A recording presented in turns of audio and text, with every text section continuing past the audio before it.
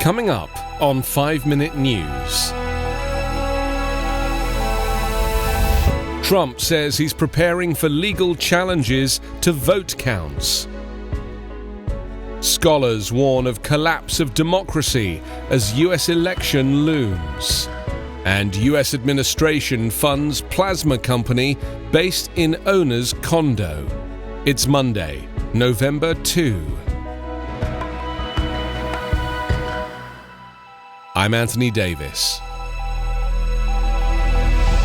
Donald Trump embarked on a blistering final campaign sprint yesterday, lining up 10 rallies in 7 swing states over 2 days in an effort to defy the polls and replicate his shock election win in 2016. As he did so, it was reported that he is planning to declare victory on Tuesday before the result is called. Citing 3 anonymous sources familiar with his private comments, the news site Axios said Trump had told confidence he'll declare victory on Tuesday night if it looks like he's ahead. That's even if the Electoral College outcome still hinges on large numbers of uncounted votes in key states like Pennsylvania, the site said, adding, Trump has privately talked through this scenario in some detail in the last few weeks, describing plans to walk up to a podium on election night and declare he has won. For this to happen, his allies expect he would need to either win or have commanding leads in Ohio, Florida, North Carolina, Texas, Iowa, Arizona, and Georgia. Trump denied the Axios story, describing it as false, but then confirmed he would try to shut down vote counting as soon as the polls close on Tuesday. I don't think it's fair that we have to wait for a long period of time after the election, the president said. As soon as the election is over, we are going in with our lawyers. Asked about the Axios report, Trump's Democratic challenger Joe Biden said, the president's not going to steal this election.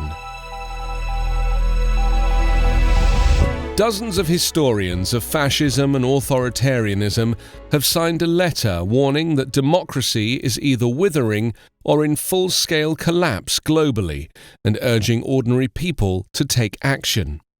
Democracy is extremely fragile and potentially temporary, requiring vigilance and protection, the scholars wrote in the letter released on Sunday. It's not too late to turn the tide. More than 80 signatories, including professors and other scholars at universities in the US, Canada, and Europe, do not agree on whether to label Donald Trump a fascist. The fragility of democracy worldwide, they write, will continue to be an issue irrespective of who wins the American presidency. Whether Donald J. Trump is a fascist, a post-fascist, populist, an autocrat, or just a bumbling opportunist, the danger to democracy did not arrive with his presidency and goes well beyond November 3, 2020, the scholars write, referring to Election Day tomorrow when Trump will face Biden at the polls.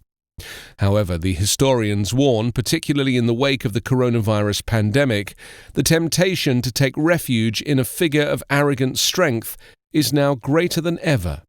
They suggest citizens must be ready not only to defend democracy at the ballot box, but if necessary also through non-violent protests in the streets.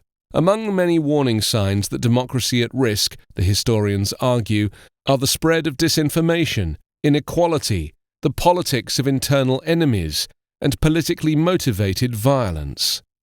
We need to reveal and denounce any and all connections between those in power and those vigilante and militia forces using political violence to destabilize our democracies, the letter urges.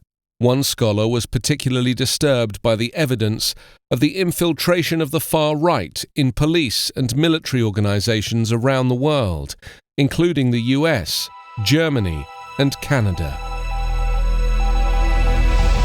Coronavirus cases continued their grim climb in the US on Sunday, with Midwestern states experiencing record hospitalizations as increasingly bitter rhetoric kept the virus front and center of campaigning 2 days before the presidential election. The Trump administration has given a well-connected Republican donor seed money to test a possible COVID-19 fighting blood plasma technology.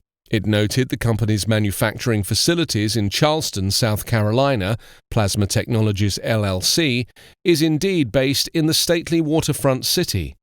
But there are no manufacturing facilities. Instead, the company exists within the luxury condo of its majority owner, Eugene Zerlo. Zerlo's company may be in line for as much as $65 million taxpayer dollars, enough to start building an actual production plant, according to internal government records and other documents.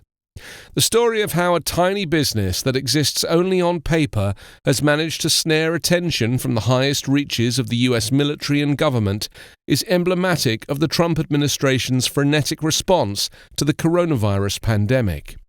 It's also another in a series of contracts awarded to people with close political ties to key officials, despite concerns voiced by government scientists. Among the others, an ill-conceived $21 million study of Pepcid as a COVID therapy, and more than $500 million to Apiject Systems America, a startup with an unapproved medicine injection technology and no factory to manufacture the devices. In addition, a government whistleblower claimed that a $1.6 billion vaccine contract to Novavax Inc. was made over objections of scientific staff. Plasma, the yellowish liquid part of blood, harbors various antibodies, the soldiers of the body's immune response that can target specific intruders, such as viruses. Studies are underway to see if plasma taken from people who have recently recovered from COVID-19 can help those newly diagnosed fight the infection.